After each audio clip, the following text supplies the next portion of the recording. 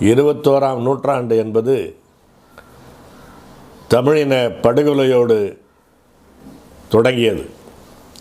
2008 2009 முள்ளிவாய்க்காலில் இரத்தச் சேற்றில் மூழ்கடிக்கப்பட்ட தமிழீழ உறவுகளின் அந்த தாகம், தமிழீழ தாயகம் படைக்கிற தாகம் ஓய்ந்து விடாது என்பதற்கு அடையாளமாக வருகிற 24ஆம் தேதி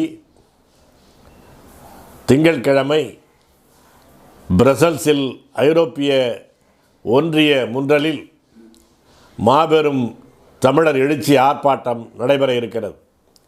இந்த ஒன்றுகூடல் என்பது மறுக்கப்பட்ட தமிழர்களின் நியாயத்தை உலக சமூகத்தின் முன்னால் நிறுத்துவதற்கு கண்மூடிக்கொண்டிருக்கிற உலக சமூக அமைப்புகள் கண்முன்னால் நடந்த இனப்படுகொலைக்கு நியாயம் வழங்கியாக வேண்டும், அந்த மக்களுக்கான எதிர்கால தீர்வை, நீதியான தீர்வை வழங்க வேண்டும் என்பதை எடுத்துச் சொல்லக்கூடிய தொடர் போராட்டத்தினுடைய ஒரு பகுதியாகத்தான் இந்த ஒன்றுகூடல் நடைபெறுகிறது.